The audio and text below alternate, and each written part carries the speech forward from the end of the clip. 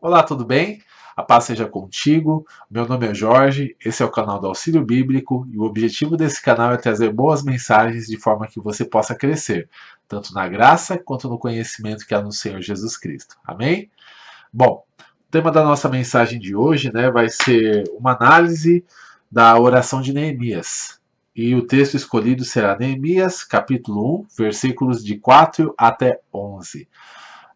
Nós vemos Neemias, ele era um servo de Deus, um homem que estava vivendo uma situação boa na sua vida, já que ele fazia parte ali dos servos do Palácio Real, né? O povo de Israel estava exilado na Babilônia e ele foi escolhido para ser copeiro do rei, um cargo de confiança diante do rei ali do da pessoa que estava à frente do Império Babilônico.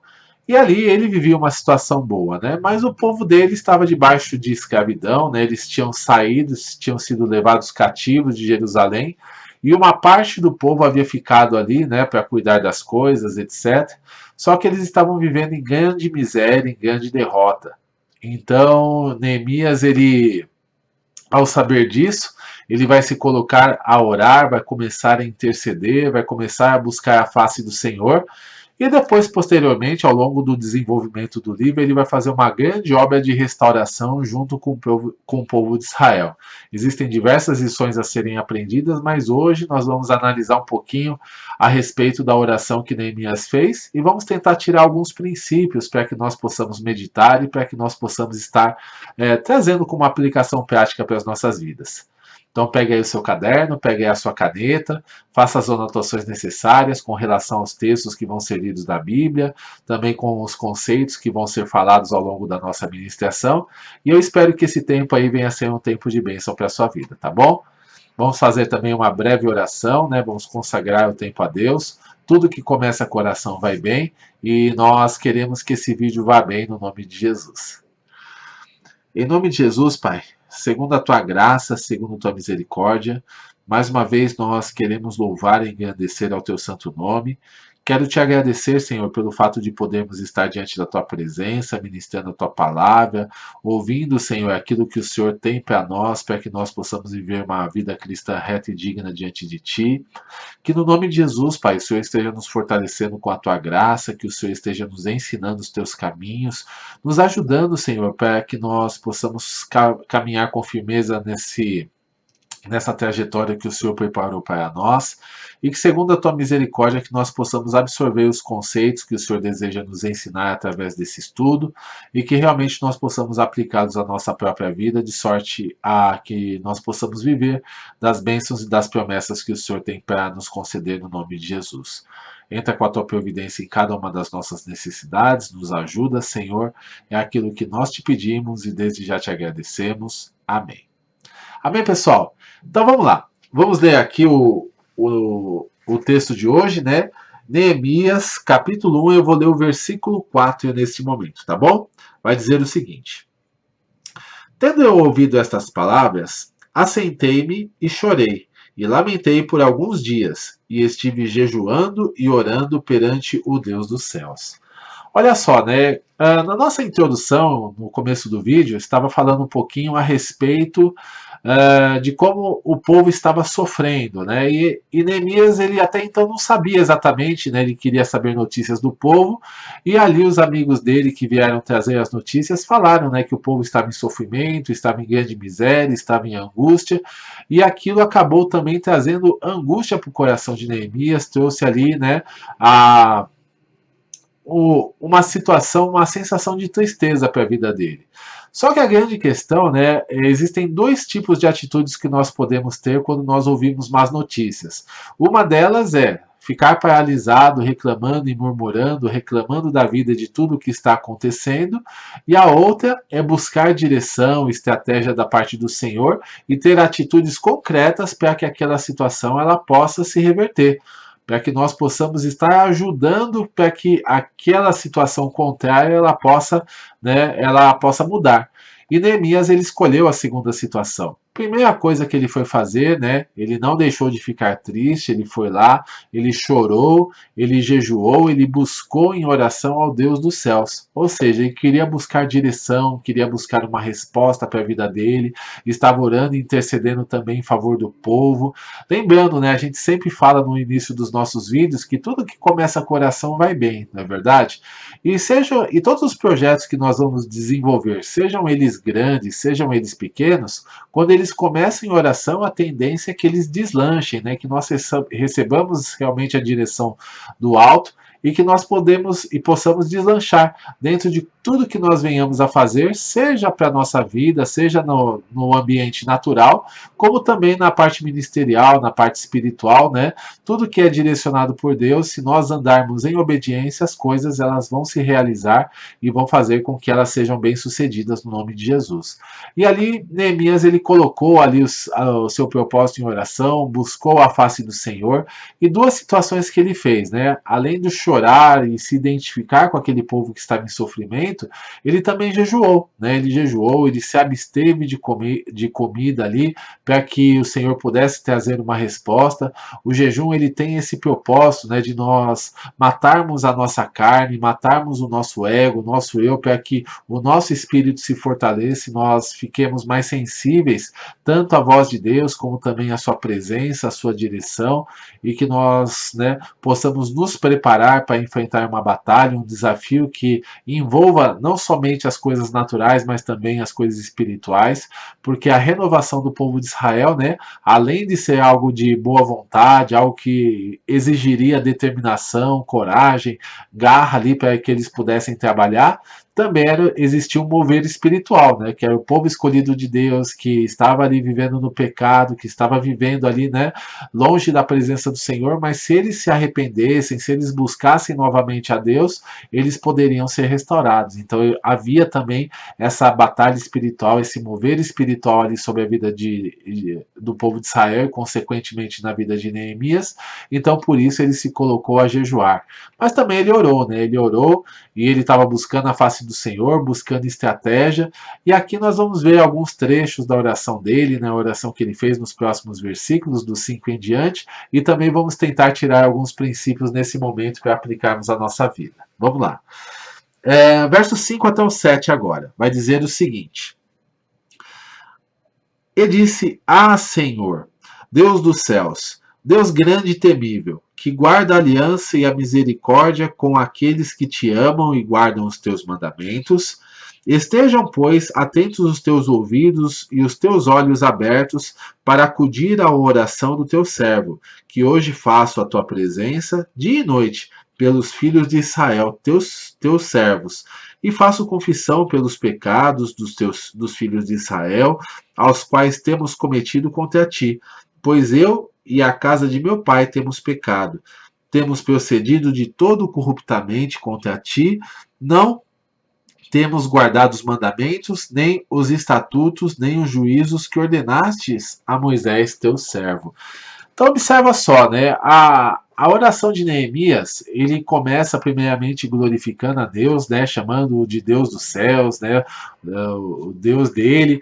Então, muitas vezes a gente vai ter que, nos nossos momentos de oração, também prestar a nossa adoração, prestar o nosso louvor, reconhecer que Deus é grande, que Deus é poderoso, que Ele pode todas as coisas, que Ele é capaz de fazer todas as coisas e que Ele é soberano para tomar a decisão que Ele assim bem quiser, né? Muitas vezes as pessoas falam, se Deus é poderoso, por que não age assim dessa forma? Se Deus pode fazer as coisas, por que não faz isso, né? Então ficam, ao invés de orar e buscar a misericórdia, a graça do Senhor, não, ficam questionando aquilo que Deus não fez e o porquê que não fez. E na verdade as pessoas que geralmente pensam assim é porque estão vivendo no pecado, estão vivendo longe do Senhor e quando as coisas dão errado querem culpar a Deus, né? pelas suas situações, pelas suas mazelas, pelas situações que eles estão vivendo na vida. Mas nós não podemos ser assim, né? Nós devemos admitir as nossas falhas, admitir os nossos erros, glorificar a Deus em todas as circunstâncias, reconhecer que Ele é poderoso para fazer aquilo que bem entender e reconhecer também que Ele é soberano para fazer aquilo de acordo com a vontade dele, né? Não é a nossa vontade que deve prevalecer, mas sim a vontade dele sobre as nossas vidas. E quando nós temos essa consciência, quando nós estamos debaixo desse propósito, isso faz com que nós possamos ser mais que vencedores em Cristo, que nós tenhamos paz no nosso coração e que nós possamos andar em vitória em todas as circunstâncias. Então, a adoração a Deus é uma situação bastante importante. Outra coisa que nós vemos aqui, né, é que Neemias, ele fala que ele clama a Deus pela sua misericórdia, ele clama a Deus ali pela sua bondade, falando, né, ó Deus, né, que faz misericórdia àqueles que o temem, àqueles que estão na tua presença, porque ele tinha consciência que ele mesmo estava buscando a face do Senhor, que ele estava no centro da vontade de Deus, mesmo passando ali por uma situação contrária, né, porque eles estavam cativos na Babilônia, ainda assim a bênção de Deus, ela acompanhou a vida dele, preservou ele de estar no sofrimento, colocou ele ali para servir o rei da Babilônia, fez com que ele achasse graça diante do rei. E ali, né, é aquela questão, nós não precisamos estar em um determinado lugar para que a bênção nos siga, né? Onde quer que nós estejamos, nós devemos ser bênção. Então, Neemias, ele estava sendo bênção também na Babilônia, estava longe da sua terra, longe da sua parentela, mas não deixou os princípios do Senhor, não deixou de seguir a Deus, não deixou de executar a sua palavra, e ali ele estava ali clamando a Deus pela sua fidelidade, pela sua justiça e pela sua misericórdia sobre a sua vida. E ao orar e interceder pelas pessoas, né, a gente vê também que ele começa a interceder pelo povo que esse sim estava no pecado, tinha feito diversas situações, diversas circunstâncias. Então, uma coisa que nós devemos extrair para as nossas vidas é que, mesmo que outras pessoas estejam no pecado, mesmo que tudo ao nosso redor esteja ali, digamos, se corrompendo, né, as pessoas elas estejam indo sempre por um caminho onde as facilidades, né, elas podem ser alcançadas fazendo coisas erradas, nós devemos continuar seguindo no caminho contrário, andando na contramão muitas vezes daquilo que está acontecendo no mundo. Talvez está todo mundo indo naquele efeito manada, né, falando que o mundo é dos espertos, falando que quem pode mais chora menos, buscando aí cada um seus próprios interesses, sem se preocupar muito se isso prejudica ou não outras pessoas, mas nós devemos agir diferente. Nós devemos ser luz no meio das trevas, devemos ser sal no meio dessa terra e perseverar em andar na presença do Senhor, perseverar em fazer aquilo que é certo, aquilo que é correto, para que no momento em que nós orarmos e clamarmos a Deus pela sua justiça, pela sua graça, pela sua misericórdia, nós estejamos no centro da vontade dele, que é o lugar seguro, e atraiamos a presença do Senhor para as nossas vidas, para que ele possa nos atender e para que ele possa ali abrir a porta que nós necessitamos, trazer o livramento que nós necessitamos, ou até mesmo que, assim como Neemias, nós possamos orar para que outras pessoas possam ser alcançadas pela graça do Senhor e também por sua misericórdia. Então é muito importante que quando nós estejamos debaixo de oração, nós tenhamos ali os bastidores muito bem alinhados com aquilo que o Senhor determina na sua palavra, que nós tenhamos ali uma palavra fiel, uma palavra firme, uma palavra reta, verdadeira, e que no nome de Jesus a gente possa ter uma vida que agrada a Deus em todos os momentos. Então, esse é um ponto. E outro ponto que a gente vê aqui, também muito importante, é que Neemias ele começa também a confessar os pecados, não somente os dele, mas os pecados do povo enquanto nação, os pecados ali que eram cometidos, os pecados ali que eles tinham, né, abandonado a Deus, eles tinham abandonado a lei do Senhor, começaram a se corromper com diversas circunstâncias, e aquele sofrimento era, digamos, a semeadura, a colheita daquilo que eles tinham semeado, né, da semeadura que eles fizeram anteriormente. Então a gente tem que saber que muitas vezes quando nós fazemos coisas erradas, quando nós prejudicamos pessoas, quando nós estamos fora da presença de Deus e buscamos ali satisfazer os nossos próprios desejos sem ser de acordo com a vontade de Deus para as nossas vidas, isso vai gerar uma consequência, né? Vai gerar uma consequência ruim, vai gerar uma consequência muitas vezes que vai nos levar para a derrota, vai gerar algum tipo de sofrimento, jeito. E nós devemos tomar esse cuidado, né, para andar no centro da vontade de Deus, para que não tenhamos essas consequências. Agora, já quem anda em obediência, colhe o fruto da obediência, colhe o fruto da justiça sobre a sua vida, colhe as bênçãos, e mesmo quando passa por adversidades, o Senhor livra, né, aquele que é justo de todas elas. Então a gente tem que ter essa certeza, essa convicção de estarmos aí na presença do Senhor. Mas quando nós errarmos, nós devemos confessar os nossos pecados, reconhecer as nossas falhas, não querer justificar, né, os nossos erros, relativizar os erros, né, falar, eu fiz isso, mas eu fui forçado pelas circunstâncias, eu fiz isso porque se eu não fizesse eu ia arrumar uma briga, uma confusão, eu fiz isso porque eu não resisti, né? A carne é fraca. Não, a gente tem que simplesmente confessar, não querer justificar os erros diante de Deus. Começar, Senhor, tenha misericórdia da minha vida, errei, eu menti, eu fiz errado. Então, e se necessário, né, a gente vai lá e também restitui, pede perdão para as pessoas, né? Faz com que haja um acerto e um alinhamento de tudo aquilo que nós fizemos. Talvez a consequência ela venha, porque é semeadura e colheita, como a gente ensina, mas ao mesmo tempo também você está semeando uma nova semente e futuramente também vai ter uma nova colheita, né? Você não vai ficar o tempo inteiro ali em sofrimento, o tempo inteiro ali se culpando do mal que você fez, mas vai superar aquele período e depois vai ter um período bom, um período ali na presença de Deus, um período onde as coisas vão começar a dar certo e você vai começar a se desenvolver em todas as áreas. Então esse é um ponto importante, né? A confissão do pecado. Então quando nós confessamos os nossos erros, quando nós confessamos as nossas falhas, nós temos uma promessa diante de Deus, né? Que está lá em João, em 1 João, capítulo 1, versículo 9, que diz o seguinte: se confessarmos os nossos pecados, ele é fiel e justo para nos perdoar os pecados e nos purificar de toda injustiça.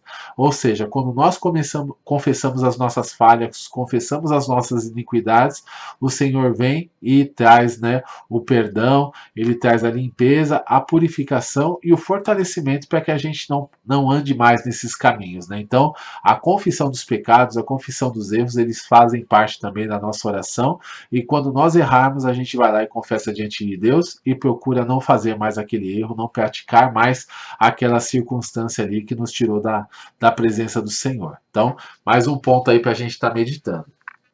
E por fim, para a gente finalizar, vamos ler agora do verso 8 até o 11. Vai dizer o seguinte: lembra-te da palavra que ordenaste a Moisés, teu servo, dizendo: se transgredirdes, eu vos espalharei por entre os povos. Mas se vos converterdes a mim e guardardes os meus mandamentos e os cumprirdes, então, ainda que os vossos rejeitados estejam pelas extremidades do céu, de lá os ajuntarei e os trarei para o lugar que tenho escolhido para ali fazer habitar o meu nome.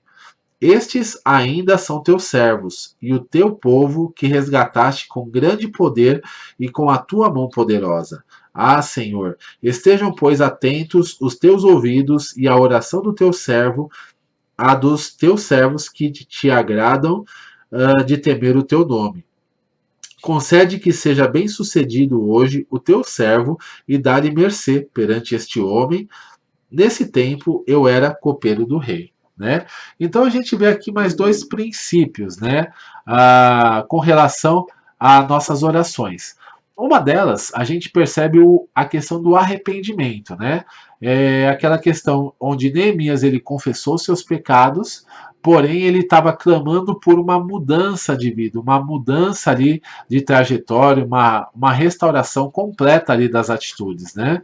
E muitas vezes na nossa vida a gente tem essa situação, onde nós fazemos a coisa errada, nós começamos a sofrer as consequências pelos nossos erros, mas existem duas circunstâncias que podem acontecer.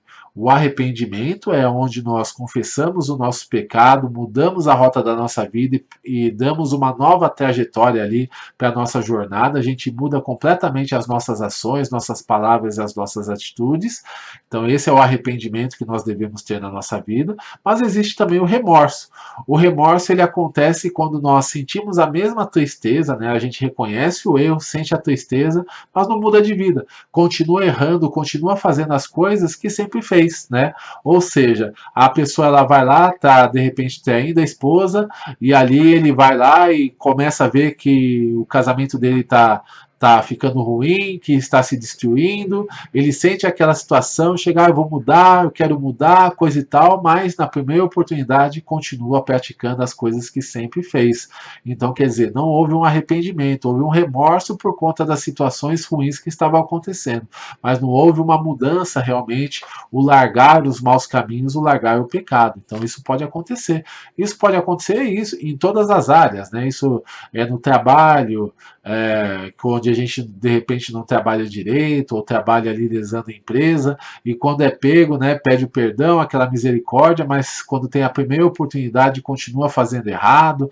Então existem diversas situações onde o arrependimento acaba não sendo genuíno nas nossas vidas. Então a gente tem que tomar cuidado com isso para que nós possamos continuar andando na presença do Senhor e possamos continuar buscando a face dele para que as coisas elas aconteçam bem no nome de Jesus. Então, esse é um processo aí que nós devemos ter, é um processo que nós devemos fazer para que as coisas elas aconteçam bem e para que o nome do Senhor seja glorificado em todo o tempo. Então, é o arrependimento genuíno e a mudança de vida que vai fazer com que nós alcancemos a graça do Senhor.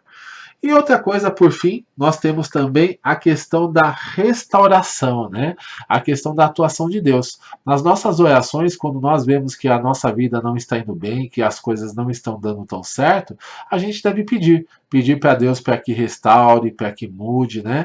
Então a gente já confessou os nossos pecados, já nos arrependemos, já mudamos ali a nossa direção, estamos dispostos a seguir por um novo caminho na presença do Senhor. Agora vem a questão da restauração. E a restauração, às vezes, da nossa vida profissional, a restauração da nossa vida financeira, a restauração da nossa vida familiar, a restauração do nosso relacionamento com Deus, a restauração ali, né, da nossa capacidade de realização. Então, tudo isso, né, a gente coloca diante do Senhor e pede para que Ele nos ajude e nos restaure, para que o nome dele seja glorificado e para que as coisas elas possam funcionar da melhor maneira possível. Então, esse é um ponto importante, né? Pedir a restauração do Senhor e esperar pela atuação, ter a paciência para que ele possa trabalhar, porque a coisa não funciona de uma hora para outra, né? Eu peço a restauração hoje, amanhã está tudo bem, um mar de rosas, né?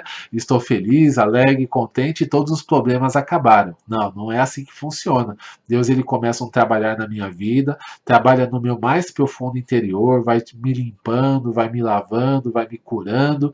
Depois ele passa para minha alma, para as minhas emoções, para a minha forma de pensar, para depois mudar as minhas ações, a minha atitude, o meu físico e fazer com que as coisas elas venham prosperar através das obras das minhas mãos, através das minhas palavras, através dos meus pensamentos e projetos. Então tudo isso, né, esse processo de restauração ele vai levar um tempo. Então eu preciso ter a paciência necessária para que a restauração seja feita pelo Senhor e para que eu possa sair, né, da maldição e isso ser revertido em bênção para a minha vida, tá bom? Bom, então essa é a palavra para a gente estar meditando, né? Com relação à oração de Neemias, a gente vê alguns processos, principalmente, né, na intercessão, onde existe uma mudança, né, que é desejada, uma restauração que é feita. Claro que isso pode ser aplicado e deve ser aplicado à nossa própria vida, né? Se nós estivermos com uma vida errada, uma vida torta, a gente vai pede perdão pelos pecados, pede, né, para que Deus ele mude a rota, mude a trajetória, ande em obediência à palavra e depois pede a restauração de cada área da nossa vida que não funcione bem, até que a gente possa viver a vida abundante prometida por Jesus e a boa, perfeita e agradável vontade de Deus para nós, tá bom? Então é isso, que Deus abençoe a sua vida. Se você gostou desse vídeo, clica no gostei, compartilhe esse vídeo com outras pessoas para que elas também possam ouvir do Evangelho da Salvação, possam ouvir a palavra. Assina, se inscreva no nosso canal, né? Que você possa clicar no sininho para que todas as vezes que houver vídeos novos no canal você possa receber as notificações. E visite nosso site, visite as nossas redes sociais. O nosso site é www.auxiliobiblico.com e as nossas redes sociais são Facebook, Instagram e Twitter, tudo isso / Auxílio Bíblico, tá bom? Deus abençoe a sua vida grandemente, fique na paz.